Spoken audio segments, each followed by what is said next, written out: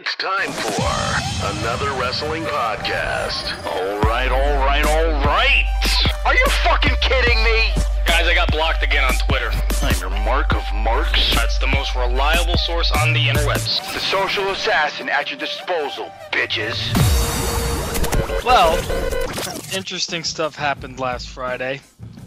I went up to Schenectady to Rivers Casino because a buddy of mine had a couple of fighters that I work out with every now and then on the card, and he asked me to come help him corner guys.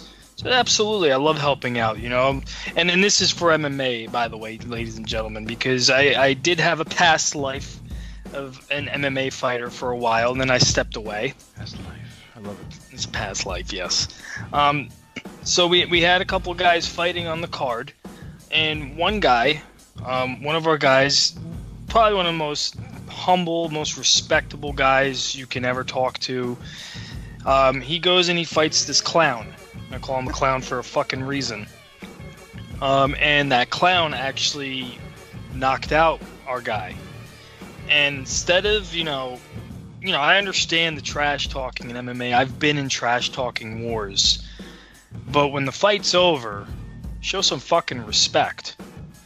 So what this guy does is a post-fight celebration or whatever, and he pretends like he's digging a hole, a la Tito Ortiz. If you've seen Tito Ortiz's post-fight celebrations, he pretends like he's swagger jacking right now. He pretended like he was digging a hole, and then he pretends like he drags a body into the hole and buries it.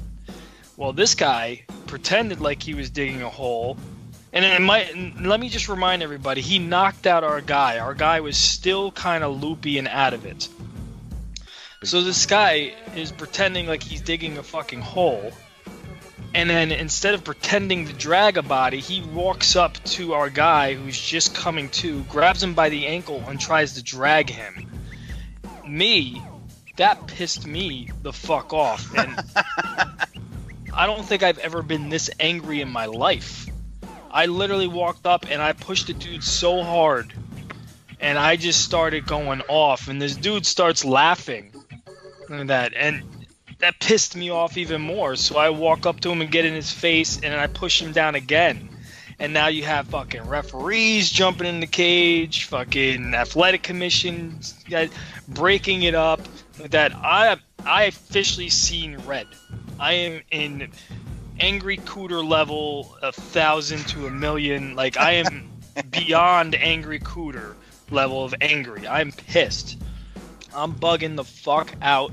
I go to the back locker room and like I'm punching lockers. I'm so pissed off, and I had to calm down because they just had one of our teammates get knocked out, and he's just out of it. So then, you know, I'm literally telling this guy, because this guy's like, you know, telling me to fight him. I was like, give me 3 fucking months. 3 months. Like that. I'm retired, but give me 3 months and I'll knock you the fuck out. And that guy's laughing and all that stuff. So a couple days later goes by and I get a phone call. You know, and it's my old manager, Ron. You know, Ron's a good friend of the family. And he managed me when I was fighting. It's like handshake agreements with him. He calls me, he's like, hey, you got a second? I'm like, yeah, sure. He's like, what did you do Friday? I'm like, I was up in Rivers Casino with Cage Wars. He's like, okay. He's like, you do know you officially have a 60-day suspension by the New York State Athletic Commission.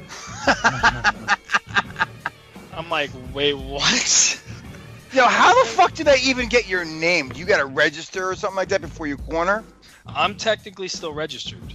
Wow, okay. Like, I retired, but I still have my card, my registered to fight. I got registered in the state of Ohio because that was the first fight I ever had. So I have my Ohio State registration card, and that's good to 2020, 2022. I got to look at it again. And then the New York State Athletic Commission, they know who I am.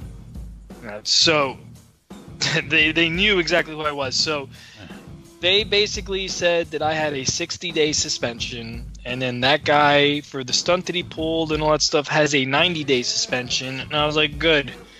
let him have 90 days, because when those 90 days are up, this motherfucker better be ready, because I'm coming out of retirement to beat the shit out of this dude. Man, another first for the show. New York State Athletic Commission suspension.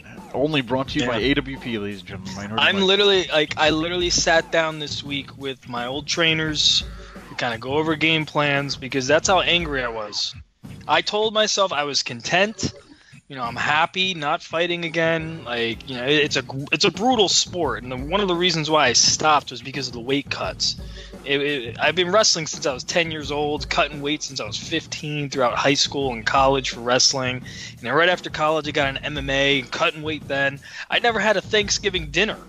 That's how much weight cutting I had to do. And I was content with it, but this guy really pulled me out of there. We sat down and we're gonna go over some options. First thing I got to do is make sure my health is good. My trainer, wants to beat the shit out of this guy himself. That's how angry he is as well. But he's a much bigger guy, though, isn't he? My trainer? Yeah. Oh, my trainer will whoop somebody's ass. No, I'm saying size-wise, weight-wise. Oh, weight-wise, yeah, it's gonna be at. So it wouldn't be like he would be able to do something like official, but anyway. No, I'll make it official. Man.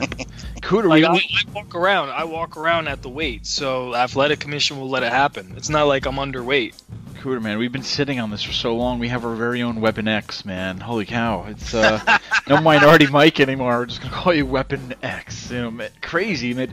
I love it though. It's a first for the show, man. Getting suspended by the Athletic Commission. So, guys, I'm officially suspended 60 days. I don't know what I'm gonna do for 60 days. I mean, it's not like you're going to suspended for 60 days. I've been retired. Let me ask you this: if you actually do fight this dude again, or in the first place, and knock him out, do I get to do the impression of you pretending to be Ronnie? One shot, kid. One shot. Man.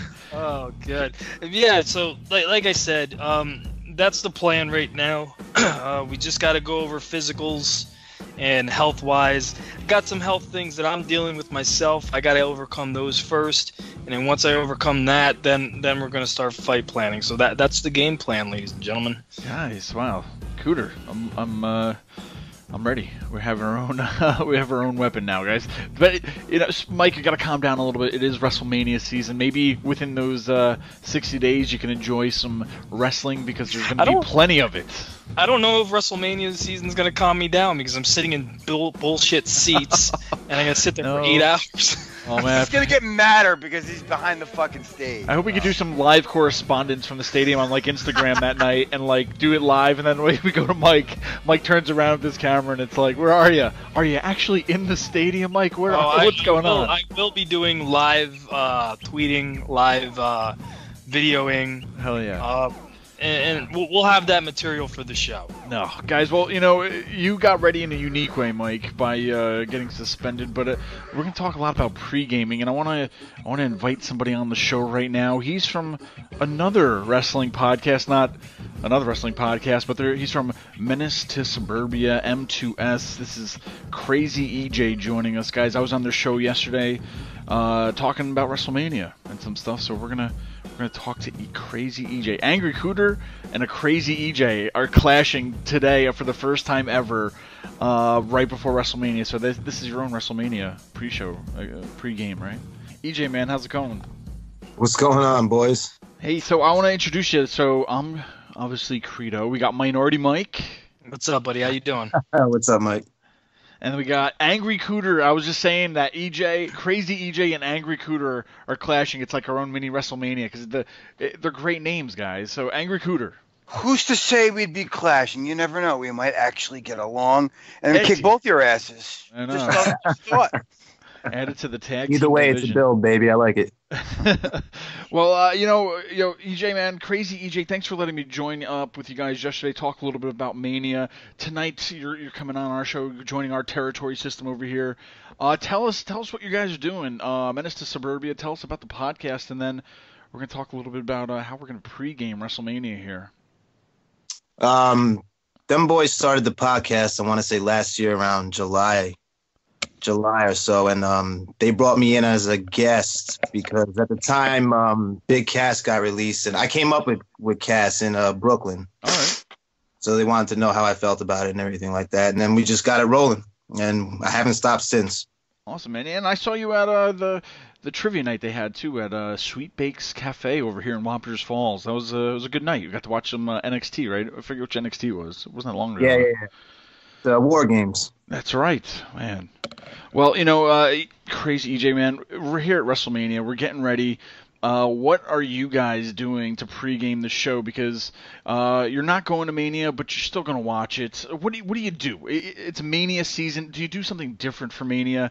Is it like, I don't know, people have rituals that they're doing? How do you guys, or how do you at least pregame WrestleMania, man? I pregame with a lot of beer. There you go. I like them already. I don't know if I could sit through a whole pay-per-view without beer, but we get creative with, like, when it comes to Rumble time, we all take bets and shit like that. I definitely don't get my hopes up too high because I'm a seasoned fan and I know better. Yeah. That entertainment aspect now, there's no more federation. We got to entertain the kids. Well, I gotta say that you made the right decision of staying home rather than buying tickets and going, because you get to watch the comfort of your own home, and you have no obstructions, nothing in your way. Myself, tell them where you're sitting, Mike. I have seats in the upper deck behind the stage, so the Brooklyn Bridge will probably be obstructing my view. And the Statue of Liberty, put it right in the middle. 7 hours of sitting out there. 7 hours? It's going to be a long night, fellas. Yo, and you know what's crazy when we talk about, like, our rituals for pre-gaming? Like, I can't even do that fucking shit anymore. Because we used to sit there, I used to grab my anthology DVD and, like, just pick out matches from, like, old WrestleManias that I loved fucking watching. And now I can't do that because those are going to be better than anything that we're going to see at this WrestleMania. You know, because you're right, it's more the entertainment aspect now as opposed to the fucking in-ring action that you just can't duplicate anymore. Dude, you don't watch Goodfellas before you watch Fast and the Furious. See, this kid, I like him already. God damn it. Oh, man. Crazy easy. What about the guys? Do you have any pay-per-view parties? My friends would always want me to come over there and do something, and I appreciate the offer, but sometimes I'm like, they got crazy. I don't want to sit in somebody's wooden chair for, say, 7-8 hours. I want to sit on my couch. You know what I mean? Like, I love you guys, but it's like, I don't want to get stuck on that fucking chair for 8 hours and have to watch Mania. Well, they're all up by you. They're in Wappingers. I'm down here in Yonkers, so it's quite a troop for me to go up there and chill out. But when I can, I try my best. Nice, man. I also don't like watching wrestling alone. I like to watch it and bag on it with my friends, you know. Sure, man. So. Nice. So tell us real quick, because we talked a lot about WrestleMania 2 last night and what was coming up. But you mentioned beer. Any special foods that you're getting during the show? And this is gonna be a long time. It's like a second job. We got to put some time into this to watch 17 matches this year. It should be healthy food, I know, but it's not gonna be. It's gonna be beer, wings, and pizza. WrestleMania. Everything that's gonna make my Monday morning shit. Oh God, that's fantastic. Yo, Credo has a lot of heat with me because he hates. Like, if I go over to his crib and watch fucking a pay-per-view, it's always pizza. But he'll never go to shows with me anymore because he can't stand watching me shovel fucking hot dogs. Cooter buys like a whole family worth of food and he sits down and eats it by himself. It's like a fucking crave case. Every time he saw me, I think we went to that show in Danbury. It was a big-time wrestling show, and Ric Flair was there, right? And it was that year where fucking Jericho was going up against Piper, Snuka, and Steamboat. And fucking the whole time, I keep going back to there must have been, I think that the final count was like 17, 18 hot dogs. Legit. And he's again? How many fucking hot dogs you That's a lot eat? of hot dogs I've seen. I'm living my best life right now. Fuck you, man. You know how you get ready for WrestleMania for a 7-hour show. You know how you get ready for this. You guys ever seen Wolf of Wall Street? Oh no. Yeah. You know the part like leading up to him when he's about to get on the plane to go to New Zealand. Yeah. That's exactly how you get ready for WrestleMania this year. Shame. Mine is a drug because I don't do all that shit, but the fucking drinking, all that stuff, maybe smoke a little weed, and that's how I'm getting myself ready for this shit. Partied up, man. EJ though, tell us real quick too. We talked some Mania, guys. I want to get everybody talking about this. We're pre-gaming it, but do you think they're pre-gaming the main event a little bit too much to where it was fine with Becky and Ronda? Now we threw in Charlotte. Now we threw in another championship for Charlotte. Now it's 2 championships, and they haven't officially announced, is it going to be for all of them? Whoever wins, whoever gets pinned, or whatever is going to be the official thing of this match. But, I mean, crazy easy. What do you think? 8-time women's champion Charlotte Flair. 8-time. I feel like she just started yesterday. Honestly, the promotion I see on ESPN and all that, this seems like the biggest thing they've done since Tyson. So this is kind of a big deal. And I can't blame them for wanting to put all their eggs in this basket, because these clips and these photos are going to be promoted again on ESPN to people that don't even watch wrestling. So I think they want all these people to see the big shiny blue belt and the big shiny red belt. You know what I mean? Like, I just think they're dumping everything they can possibly dump into this match, because it's the most promoted match in fucking years. I got an interesting question for you guys. If now that we're finally within this women's revolution, that we've had all firsts, we had the first Hell in a Cell first women's Royal Rumble, first women's all pay-per-view, first fucking WrestleMania event, all women. What's left for them to do, all women? Do you think we will see just a separate brand, all women, ever? It makes sense, you know, in the day and age of the network now, you know what I mean? To where you got NXT, 205 Live, or you got to add. It's just like another, of course, why not? You know, just more content, and they could do more of their own thing, I guess, if they had their own show. You know what I mean? Like. So we're talking about Charlotte here, and we're talking about ESPN. Did you guys see the whole big thing about how Charlotte kind of like ripped ESPN a new one on Twitter? Because basically what happened for ESPN, when they introduced Becky Lynch, they went down her accolades and all the titles she won. They introduced Ronda, and they talked about her UFC titles, all that stuff. And then they introduced Charlotte, and all they said was the daughter of Nature Boy Ric Flair. Yeah, it was on their lower third, so it was like their title. Oh my God! It was their title on the screen, yeah. Charlotte goes on Twitter and she says, "Dear ESPN, 7-time, now 8 women's champion would have been fine. If you need more detailed list of my accolades, feel free to reference last year's Body issue or one of my many articles about me on your website. Sincerely, daughter of WWE Hall of Famer Ric Flair." Good for her. Yeah, hell yeah. I'll you know what? Because I shit on Charlotte Flair a lot for petty reasons. But you know what? Good for her on that one. Yeah. Man, you know, and that's it's just like you could have added like all these other accomplishments, but man, I feel like, you know, as big as this match is, I almost feel like there's some doubt. Do you feel there's any doubt, Crazy EJ, man, to where they couldn't let the match be just like Ronda and Becky? Then they had to throw Charlotte. Then they had to throw a belt on there. Now there's 2 belts, you know, whatever. Do you think it's like somebody is also maybe afraid that this isn't big enough of a match as it is? Yeah, and I think they need as many bodies in that ring as they can get to take care of Ronda. I'm surprised they didn't make it a 4-way, to be honest with you. Well, we still got a fucking week and a half left. Don't say that. Yeah, we do. Oh man. But you know, I think the pressure is on, because, like I said, biggest thing since Tyson.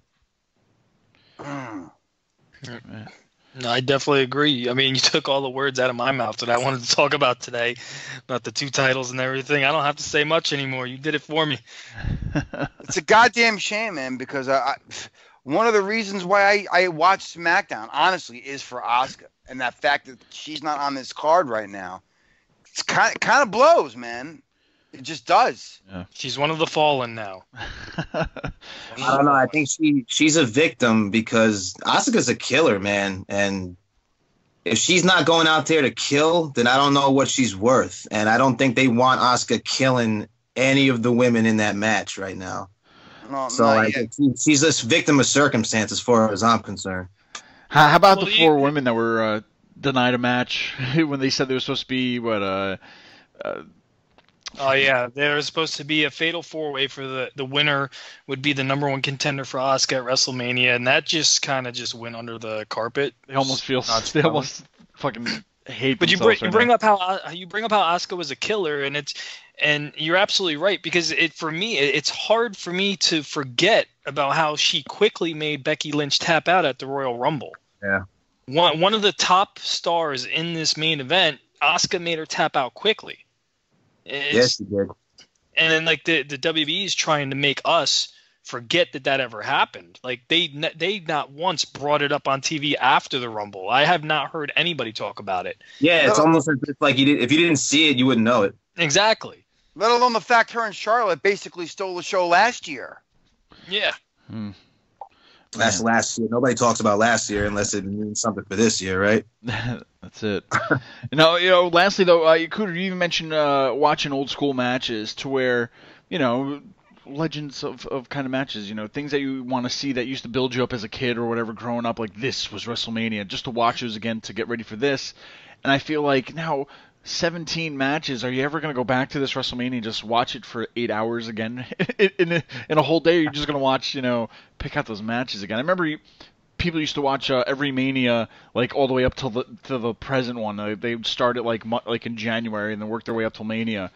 Man, you got to put in time now. My friend Steve did that, and he would literally watch one every weekend, weeks before. So you're literally talking at some point. It was almost like half a year he's watching a WrestleMania every fucking week. It's ridiculous. And then he's like, now he just got to a point where he just started doing the mixtape thing. Now with the network, we don't have to watch the whole pay-per-view. We could just click on a match and go right there, man. And that's the beauty of it. Highlight reel. Man, but Crazy EJ, man, tell me one last thing about Menace to Suburbia. Where can everybody listen for you guys? Check you out. I know we're going to probably try to jump on each other's show, but tell us a little bit more about that. And maybe can they follow you or find you guys? Where on social media? Yeah, man. Look us up on M2S Podcast on the Instagram, M2S Pod on Twitter, M2SPod@gmail.com. You can email us. Check us out. We got fresh segments every week, and everybody out there needs some menacing in their life, so come get it. Boom. Man, thank you so much for coming on. I'm sure we'll get you guys on here. But lastly, one last thing. Any last words for WrestleMania? Is there anything you just want to get off your chest about it? Yeah, I might be the only motherfucker looking forward to Batista and Triple H. All right. You just lost my respect. God damn it. I'll watch that train wreck with a bag of popcorn and a beer. You guys that put their career up that don't even have a career. Hold on, I got a quick question. Are you looking forward to it because it's going to be a train wreck, or are you actually looking forward to it?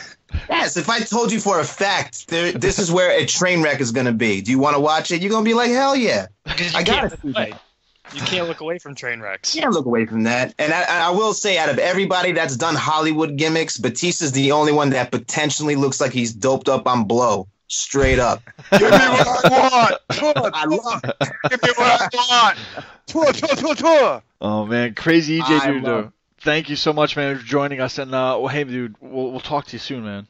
Yeah, man. Thanks for having me on, man. You guys are dope. Did you see what they're doing at AXXESS, the matches? I was kind of surprised by this. I mean, I don't have to talk about all the stuff happening, but it's basically a whole the alumni, NXT Stars Battle alumni at Worlds Collide event during WrestleMania AXXESS. And there's one on Thursday. It's NXT versus NXT alumni. Cruiserweights collide another day. Brands battle another one, and then Women's collide on another one. There was one match that stood out real quick, and I'm like, this is pretty cool. But on the NXT versus NXT alumni, they got matches like Roderick Strong versus Tyler Breeze. You got Sanity versus Undisputed Era. You have Cassius Sono versus Aiden English. But one, which I really want to see, is Dominic Dijakovic versus Harper. Yeah, man. I'm like, these guys are like the same build, like big guys. So this is that's WrestleMania right there. But I was like, I thought it was gonna be throwaway matches for these things, but this is like another little mini pay-per-view, man. This weekend is built. No, they do stuff like this every year at AXXESS. They have a lot of the not just crazy NXT matches, but they have, a lot of independent promotions coming in and running shows. Like last year, Progress did a show at AXXESS, which was crazy to see Progress Wrestling running a show at AXXESS. You had Evolve Tag Team Champions had matches. Keith Lee, who at the time was WNS. Oh, wait a minute. Credo, What? Piper Niven. I was looking at that. Oh, God. She signed. I know it. Oh, God. Mother Junebug signed up for the show. She's on it. She's on NXT UK. She had to tie up some loose ends and all that other fun stuff to get on the show. But yeah, she's back, Cooter. I don't want to talk about a lot of loose ends. Goddamn. Yeah, all we need is her, fucking Nia Jax, and everybody else on one death squad of fucking females. Anyway, but yeah, it's such a cool, like, I feel like, I know they did this last year, I don't feel like looking at, like, all these, different days, like, to where guys who aren't making Mania, man, it's still, look at, like, the abundance of talent they have that they could do all these other little shows now, and, I don't know. It's another fucking thing to happen, but I just don't have the time, guys. We're starting to pregame the whole show, and I just don't have the time to watch all these other matches. Like, I just want to get to Mania, and I'll be happy, but what a week. Now, Cooter, I want you to click on this link out. I don't know if you guys read it out there. And all I want out of this is a nice Angry Cooter response. So, Cooter, I'm going to briefly explain this while you read what Billy Graham has said about Kofi Kingston's match. Now, if you guys haven't seen it on social media, Billy Graham apparently is on Facebook, and he wrote a message when he found out that Kofi Kingston is going to face Daniel Bryan for the WWE Championship at WrestleMania. I'm not going to read it on here. Google it. It's online. You guys can read it for yourself. But this is why we have him on the show, Minority Mike.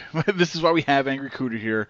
I just want him to get this, read what he wrote, and all I want is a generic. This is why, if you go anywhere, if you invite Angry Cooter over to your birthday party, or if you invite him over to go out somewhere, a baseball game, a movie, this is the guy you're going to bring. Now, Cooter, I want you to give me an Angry Cooter response to Billy Graham, just what he's talking about. And, just be yourself. This is Angry Cooter. Wait a minute. I'm going to really, really upset you right now. Uh-oh. You know why? I built you up for nothing? No, because to a certain extent, Uh-oh. not everything, I agree with a lot of what he has to say. I already knew he was going to agree with it. That's why I stayed quiet. Because I don't see... for not that it's the main event, but for a title match on the biggest card of the year, for what's supposed to be a top tier title, I've been saying, look, it's been a great. I haven't really dug it too much, the whole Kofi Kingston thing. It's going to be a great match, but is it something that I think should be for a WWE title? Honestly, no. And I think the fucking great senior creative Lady Dana Warrior line is absolutely fucking hilarious. This segment completely backfired on you. Great. It did. I could fake an Angry Cooter segment. I could have told you. Why would you want me to shit on this when every week I've been saying almost literally this, Credo? You're the one who fucked up. I could have told you that he was gonna love it. I know. I thought he was just gonna make fun about his age. Exactly. Here's what I want to do, bro. Think of it this way. All right. He makes some good points in here. There's a lot of people on this card there's a lot of people that aren't on this card that really should be. And some of these stories have been trash. Now, we can agree and disagree to the extent of what we think is trash and what we don't think is trash. But, dude, to see pretty much he's right, two lightweights battling for the biggest fucking title. Look, dude, is there a tag title match from either brand on this card? Not yet. No. Tune in next week. They'll probably throw it on there. I guarantee you they're going to throw it on there. Yeah, a week before with no build-up. This is supposed to be your biggest fucking card of the year. And for these two great tag divisions, allegedly, we're getting a week's notice for a title match. Alleged. So apparently the Raw tag titles, there technically is a build-up, but there's no announcement. Where they have Ricochet and Aleister Black has 2 wins over the Revival. They're kind of building momentum there. But the SmackDown titles, which the SmackDown has the better tag division, there's really nothing going on there. I don't know what the Usos are doing. I hope they have a match. I thought it was something with the Hardy Boys. No, I thought the Hardy Boys came back, and then I thought they were going to use them for like a match at Mania. And then I don't know who else, but yeah, it's going to be like, I don't know. Ugh. Anyway, that did backfire, and that's... Yeah, they're the fucking tag team champions on SmackDown, and they're not even on the fucking pre-show yet, like they usually are. I know. Well, last year they were on the main show. All right. So yeah, and they did jobs to the fucking Bludgeon Brothers, okay? Yeah, they did. All right. Well, with people who aren't exactly too thrilled with the card or whatnot, I'm enjoying this year's Mania card. I don't mind it, but there's other things happen outside of Mania, guys. We're going to talk about a lot of Mania next week. We've already talked a lot about Mania the past few weeks, but Minority Mike, what else is happening out there this weekend? Because I just looked at a picture and it's like planned out, and I couldn't imagine going to all these shows. Well, it's not. It's what not you this found. weekend. That's like, it's well, next week. Next weekend, but yeah, WrestleMania. Next week, WrestleMania week starts on Wednesday, April 3rd. I was kind of going through the list, and I found there's so many events. Like, if you say you are bored during WrestleMania week, you aren't a real wrestling fan, because no matter where you go, there's an event happening. Doesn't matter what time. There's events happening at midnight, which is crazy. There's a couple events that stood out to me that is definitely, in my opinion, going to be very entertaining. Obviously, ROH, the New Japan G1 Supercard show is going to be an amazing card. If you guys haven't looked at that lineup, definitely go and check that out, because that card is amazing. Now with the entertainment stuff, you have on Friday, April 5th, Joey Ryan's penis party. Yes, that's right, ladies and gentlemen. He has an event called the Penis Party. Man. And that's interesting. Joey Janela's Spring Break 3.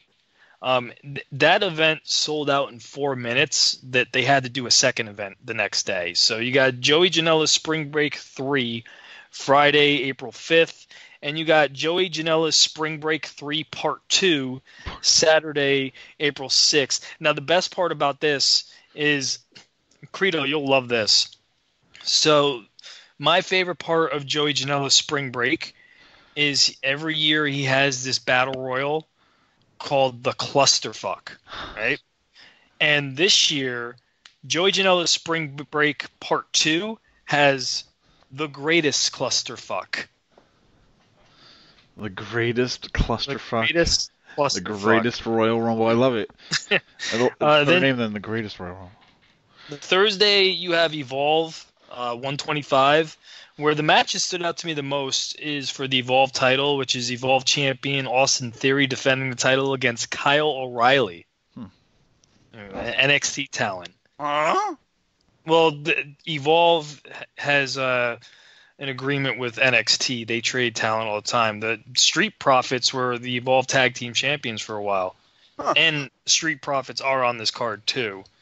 And then the one event that I'm actually going to make sure I watch, we all remember last year when Matt Riddle had his event called Bloodsport. Yes. This year, Bloodsport returns, but it's Josh Barnett's Bloodsport. And for people who don't know what Bloodsport is, it's basically they take all the ring ropes off, and it's basically kind of shoot fighting, but in professional wrestling. The only way you could win is by knockout or submission. Oh. And if you haven't watched Bloodsport last year, go out of your way and watch it, because they kick the living shit out of each other. They have a bunch of matches. One match that's on there that I'm actually interested in seeing is Frank Mir versus Dan Severn. Whoa. Yeah. Damn. So really, anything is happening that week. Yeah, anything. A lot is happening. So and I didn't even name off, like, I only named off the events that stood out to me. There's a laundry list. I mean, Impact has an event going on that weekend. MLW has an event going on that week. there's so many other promotions going on. It's everywhere you turn, there's something happening. So if you're going, you're going to be moving from place to place. One thing that's going to be insane is the fact that there's events happening in Jersey, there's events happening in Manhattan, there's events happening in Queens, there's events happening in Brooklyn, there's events happening in the Bronx. I mean, all over the place. It's crazy. I don't know how these foreigners are going to be getting around that much. It's going to be a lot of money spent on Uber. Oh, I know for sure, man. But if you are an Uber driver in that area, you be working. You're going to make a year's salary in that week. Man, but it's good to know. I mean, we're on the cusp of WrestleMania. I know we talk a lot of WWE and a lot of WrestleMania stuff this past few weeks, so it's good to hear that there really is other stuff out there. I mean, like, it's turning into Comic-Con to where you can't go to everything. You know what I mean? To where you gotta go to the panel B at 12 o'clock, or you're gonna miss the autograph signing. There's just so much in every direction. It's good. I mean, because not everybody likes everything, and you got enough for everyone out there. So what a way to spend it, WrestleMania week. Now, guys, I know we're gonna talk a lot of WrestleMania. I got a few questions about it. We don't have to get into everything. Really quick, the confirmed matches that happened that we didn't talk about: Kofi Kingston, Daniel Bryan, it's official. Roman Reigns, Drew McIntyre, official. Finn Balor versus Bobby Lashley for the IC Championship, official. Hopefully it's demoned. And the Divas of Doom, the Iconics, Nia Jax and Tamina, the Boston Hug Connection, the Women's Tag Team Championship is final. That's in WrestleMania. Without getting to all those, because we'll talk about them at another time, guys. Remember how at one point they were like, they didn't build the shows the way they should have gone. Like, I personally like the lowest at the bottom and then the main events at the main events. I remember, like, stacked cards like these, they're going to have to move, like, stuff around to keep your attention, right? Like, you're going to have, like, Triple H and Batista in the middle of the show, or, are they going to have to stagger it this year like that to keep your attention, to keep that crowd not zoning out at, like, a crucial time? They have to if they want to fill the arena. I mean, it's not for nothing. Like, if you told me that they're going to go from the least important match to the most important match, why am I going to get there at 5 o'clock? I'll take my time getting there. I'll get there at like 7, 8 o'clock.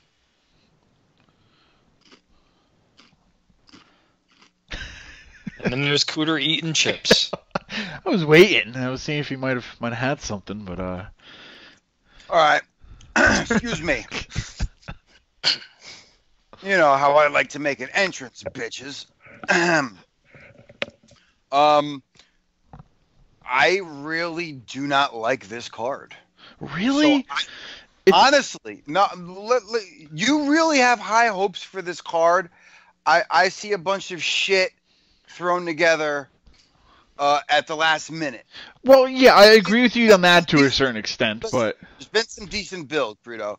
I mean, they've done a great job with the Becky Ronda thing and throwing Charlotte. And I mean, they maybe overdid that one. They did the best they can with Seth Rollins, at least showing up to work and cutting a promo and arguing with Paul Heyman. Look, the Kofi Kingston, Daniel Bryan thing, not great for me, but, a lot of people were really excited about it. Cool. Triple H Batista. We've seen Batista what? Once? Tell me what you Twice? want. What you really, really want. Yeah, really. And half the time, it looked like a waterfall was coming out of his motherfucking mouth. We have Kurt Angle versus Baron Corbin. Ooh. I know how much you love a good old-fashioned Shane McMahon match. And why do you have Rey Mysterio versus Samoa Joe? It's like a waste to me. The way they're building that match, it's Dominic versus Samoa Joe, not Rey Mysterio. You bring up a few good points. I do want to point out to where I'm looking at this compared to my WrestleMania 29 experience, to where this is the second WrestleMania I'm ever going to, and it's a hell of a lot better than the first WrestleMania that I went to. Granted, I mean, we saw CM Punk, Undertaker, Triple H, Brock. Cena and The Rock was cool to see, but other than that, I was like, and there was only 8 matches, you know what I mean? So now, when you look at this, like, on the wall, everybody on one play, like, everybody in every match, yes, there's a lot of things I would love to change, and we'll talk about that in a minute, but at the same time, this card compared to the WrestleMania 29, just from my experience, I'm like, on paper, sure, hella better. Look, what was your favorite match at WrestleMania 29? And I'm sure you're going to say CM Punk Undertaker. Yeah, it was. Okay. Yeah. Do you really think that any match on this card outside the main event, and that might not even beat that match because CM Punk wrestled that match with a chip on his fucking shoulder. That was an incredible performance. I don't see a match on there that I can really get behind that I think is going to outdo that fucking match. Well, honestly, my only counter to that is this WrestleMania, I feel like, has to be big, has to be really special because you're trying to keep, I feel like, the abundance of talent you have happy in a way. Because at that Mania that we went to, it was 8 matches. It was a long fucking night, and you could probably fit a lot more in between. And it was like so many people were left off. And I feel like if you cut half of these matches, you could probably fine-tune a decent WrestleMania. But I feel like just so many people just sitting around doing nothing, that we're in a day and age that they have, look at the roster. It's huge. It's the biggest it's ever been. And you almost have to, I feel like they're trying to make WrestleMania this year like the Super Bowl. And it is, but hear me out, to where it needs to be long. It needs to be filled with 17. Like 17 matches this year, 20 matches next year. You know what I mean? Like I know, what's another, it was like WrestleMania 17, 18 or whatever that had like almost 17 matches, or I think about that, something like that, I believe. And it was, I think it was one of the better WrestleManias too. I think it was WrestleMania 17. I forget, but whatever one that had the most. But you know what I mean? To where you can't cut this card down. I don't think it. I feel like it has to be WrestleMania. It has to have all these names on it. Granted, yes, we're gonna have a few of those that stick out as our main events with the, you know, if you will. But everything else, things were thrown together. But I'm not really upset about any of these matches. I think the only 2 matches that bug me is the Baron Corbin factor. We all know that. We had talked about that. And the Miz and Shane McMahon. And I said it on the Menace to Suburbia podcast, which we just had Crazy EJ on. I said how Miz and Shane McMahon, when they first announced that, I hated it. Because I thought I was going to fucking get this at WrestleMania 29, to where I was going to get those 8 matches. When you look at the Miz versus Shane McMahon in a field of 17 matches, granted it might not be the one match that I want, but it looks loaded to me. It looks stacked, and I'm happy with the outcome. Like, there could have been a lot worse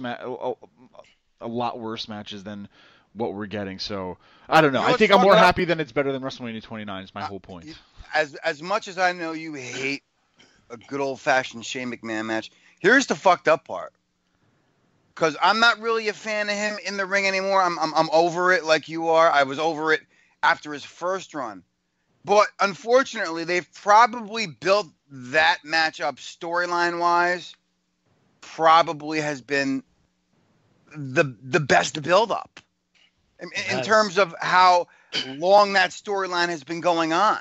Since, you know, the Best in the World tournament, Credo. I mean, really. That was one of your favorite pay-per-views, bro. That has to be the only true build-up going into WrestleMania. I mean, Granted, I mean, it's not the only one because you have the longest, probably the longest, maybe. But those are the only 2 true build-ups. That's it. That's all you have. Now, everything else is just kind of thrown together. I agree with what Cooter was saying earlier, where it's just like you don't have that like authentic excitement for it because it didn't give you enough time to get excited for these matches. Like, I'm a huge Finn Balor fan, and I really hope that he comes out as a demon. But, you know, it's like they announced that Intercontinental title match this past week on Raw. No, I don't mean to cut you off, but I hear you, to where even like the United States Championship, I think, is a great example, to where no build-up, but at the same time, even though this match you didn't really get a build-up for, it's Rey Mysterio versus Samoa Joe, are you okay with the match, to where you think, no. I feel like you don't think you're gonna get an awesome match out of these 2 guys? Like, I think you probably will, but I'm not okay with it because they didn't even, like, they announced it on a WWE.com exclusive or a backstage segment, which is stupid, and they're involving Ray's son Dominic, who I think is the milkman's kid because that kid is like 7 foot tall. You mean it's Eddie Guerrero's son, Dominic? Yeah, probably. And then you guys got to remember, we have one more SmackDown left, anything can change, anything else could be added, anything could happen. I'm looking at it this way. Like, granted, Kofi Kingston is in the main event, but Vince could just, feel like he wants to, try to add a little more suspense to it and come out on Tuesday and be like, well, technically you didn't earn the spot. Your buddies earned the position.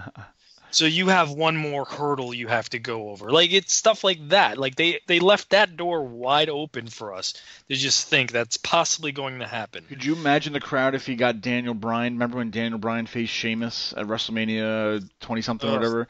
Yeah. And it was that fucking I was like, this is WrestleMania, and you just fucking... that. Could you imagine if they did that to Kofi? Oh, my God. That made him, though. That made him, though. It definitely made him. That made him. I don't think you do the same for Kofi, though, but... You know what's funny? You talk about Daniel Bryan doing that job like that, and I want to point this out.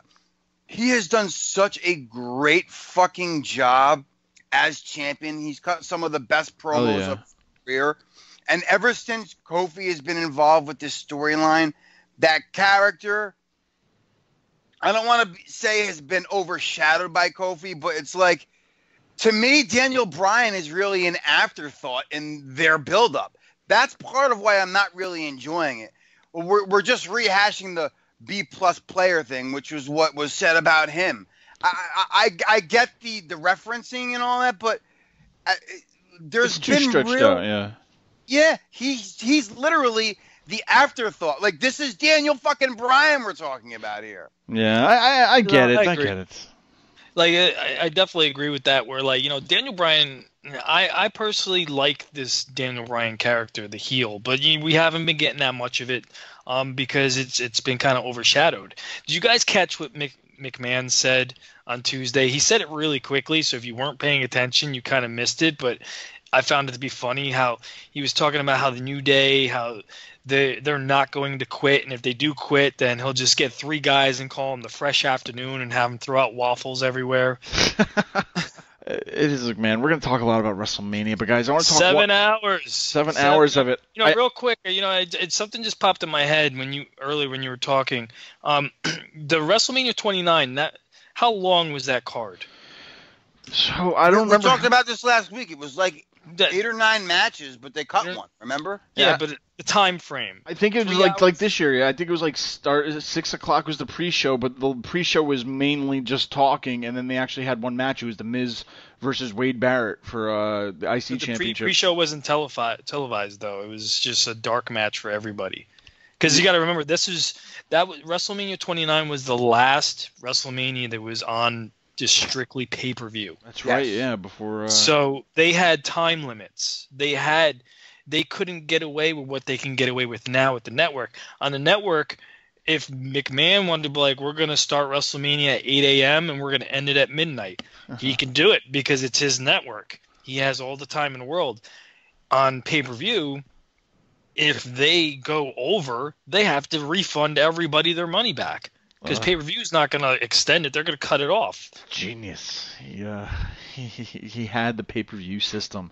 Well, real quick, guys, because I know we're going to talk a lot about Mania, but I want to talk about maybe people who should be on the card in a match or a better match or something. Is there anybody that stands out? I don't want to bring up 2 names while you guys can kind of look at the card and maybe think of something, but... one of the things I think that should probably have a higher spot are the Good Brothers. Now, granted, whatever it is that they might want to leave, they asked for leave, we don't know. But at the same time, I feel like these guys, they had them on the Raw 25th anniversary or whatever with Finn Balor, with DX, with NWO, all doing the 2 Sweet. And it's just like they didn't want to use them for fucking tag team stuff. And it's like, what happens in the creative process to where you bring these guys in, pay for them, and then you just don't use them? I feel like, is it just the main roster curse, the Scarlet Letter or something, to where I would love to have seen these guys on a bigger scale WrestleMania doing something, and it's like they've been forgotten, the Forgotten Brothers, the Forgotten Sons. A lot of people have been forgotten. I mean... Does anybody else stand out who's not, like, doesn't even have a match yet? I'm sure they'll be in the Battle Royal, but maybe somebody who should be on this. Kevin Owens doesn't have a match. I every year I look forward to the KO Mania T-shirts because he has, it's brilliant what he's doing.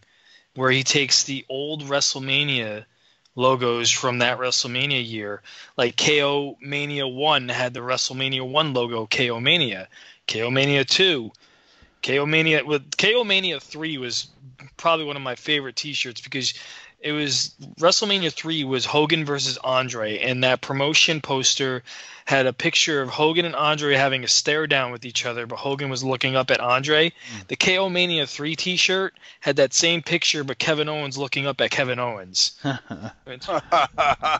So I wanted to see what the KO Mania 4 shirt would look like, but it doesn't look like we're getting a KO Mania 4. Man, why even bring him back, like, weeks before Mania if you didn't have a fucking match for him? Or, like, what the hell changed that? You know, he could have been a surprise. He would have been a good surprise the day after Mania, but, man, I didn't even think about that. Kevin Owens, Good Brothers, Cooter, anybody stand out that's not on this? Or maybe just should be in a better spot, maybe? Jesus Christ. Man, out of all those matches, I can't believe I didn't think about Kevin Owens. It's crazy. God, you know, there's no Nakamura on this card. There's no Rusev on this card. And those, especially somebody like Nakamura, his stock has dropped so much. I mean, he was the main event last year against AJ fucking Styles, and this year he's not even on the fucking card yet. I think they might use him on the SmackDown tag team match. I think they might put him and Rusev, right? The day he decided to wear a one-piece suit was the day his stock dropped.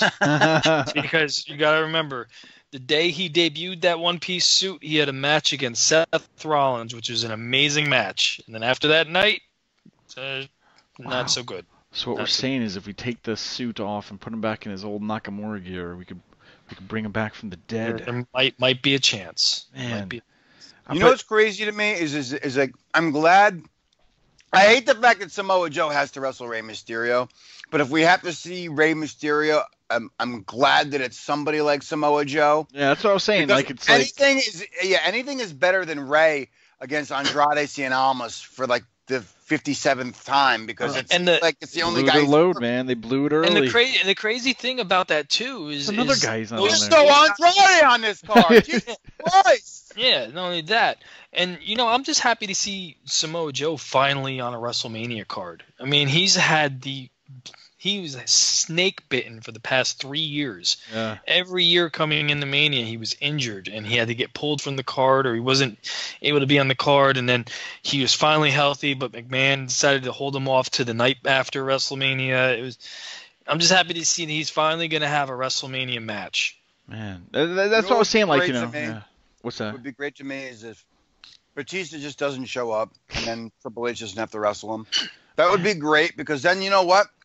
Two people that we have mentioned, we just put them in a match. I would love Kevin Owens versus Andrade. I don't know why. I think that's a contrast of styles because Kevin can work, man. I'm telling you. It'd be a good story. Hey, man, we don't have a WrestleMania match. Let's have a WrestleMania, you know, like just yeah.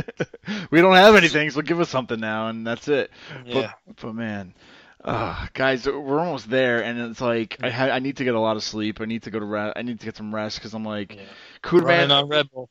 I mean, pre-gaming it, we're going, guys. We're gonna be at Mania. Cooter, we gotta stop at like Papa John's. I need some cheese sticks or something before this thing. No. We need something. I already got it. I already got it fucking mapped out, bro. Because I'm driving down there. He's got the itinerary. I love it. I like it. We did this at 29. We're doing it at 35. At the White Castle. You'd be shitting your brains out. Can't argue. Motherfucker, you're an amateur. I eat White Castle like it's nothing. Yeah, and I'm the unhealthiest out of both of you guys, so my body can take it. I'm conditioned to this shit now. Exactly. Don't worry about me. I'll bring a 6-pack of drawers. I don't give a fuck. I'm eating White Castle before I get in that building because, you know, who the hell wants to hear Credo? Another fucking hot dog? Jesus Christ, they're like too long here and fucking MetLife, and you've had like 60 of them. Because I know after the show, all I'm going to do is smell fucking Cooter dog, like, bleeding out of his skin. He becomes a whole new mammal. He ain't angry, Cooter. Back to the fucking hotel. He's like, yo, I'm using the bathroom first. My bologna has a first name. It's K-U-T-E-R. You're going to smell like a bologna. Let me ask you guys something. Let me ask you guys something that I wanted to bring up earlier and it just popped back in my head. Something that really bothered me about SmackDown, and I want to know if you guys caught this. During the during the New Day match, every time they panned to the back, you know, the crowd of people kept growing and growing. The first person that stood in front of that TV that bothered me was seeing Becky Lynch standing in front of the TV with all the other jobbers cheering on Kofi Kingston. That bothered me because Becky's in a prominent storyline right now. She's allegedly the Stone Cold. Like, you go back to Attitude Era, you're never going to see Stone Cold cheering on anybody else. It's not going to happen. So that was the first thing that bothered me. The second thing that bothered me about that was when they came back, the woman who lost her title, Asuka, is back there watching TV, cheering and hugging everyone. Fucking You just lost your title. I hate when they do that. I hate when they just throw in like people. Like I'd be pretty pissed off. I wouldn't be wasting my time. Now the third thing that really bothered me, and I'm like, this really pissed me off, was after the New Day won, and the locker room started, you know, piling out. Who was leading the pack cheering like a fucking Kevin Owens. I was like, what the fuck is he doing out there?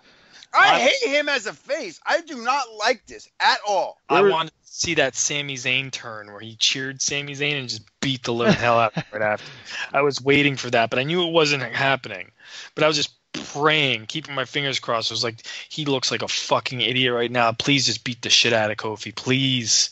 How great would that be? Because then they would turn that into a triple threat. Then I would be interested in it. But another missed opportunity from EC3, stuck in catering, couldn't have even run out to celebrate with Kofi. Ample time to debut. Aleister Black is out there clapping. Yeah! It's like, what the fuck? You're supposed to be like this dark. Like, you would never see The Undertaker. Like, out there fucking. Vince, goddammit, everybody out there. Clap for him. Good job, Kofi. Good for you. You're never going to rest in peace. Get the fuck out of here. That reminded me of, like, WrestleMania 10 when Brett won and they sent out all the jobbers to go fucking put them on his celebrate. Like, just get out there and congratulate him. You know what bothered me about that was the handshake between him and Lex Luger. Yeah, Lex Luger just fucking clotheslined him. Yeah! Get your heat, bro. Fuck, you got screwed. Fucking Mr. Perfect. Guys, we're going to do something for Mania next week. I know we talked about every match. Maybe there's got to be a few more matches to round it up to 17. But goddamn. I got a pregame. I need something. We're going to White Castle. And I'm going to go take a shit. Pre-shit. Not Post-shit. before White Castle. After White Castle. Probably a few times in my pants. Because I'm going to have to change my drawers a few times. Credo, you're going to hate sitting next to me in MetLife. Cooter's going to be wearing a Depends by the end of the night. The pre-piss followed by the post-shit. Fellas, I bid you adieu.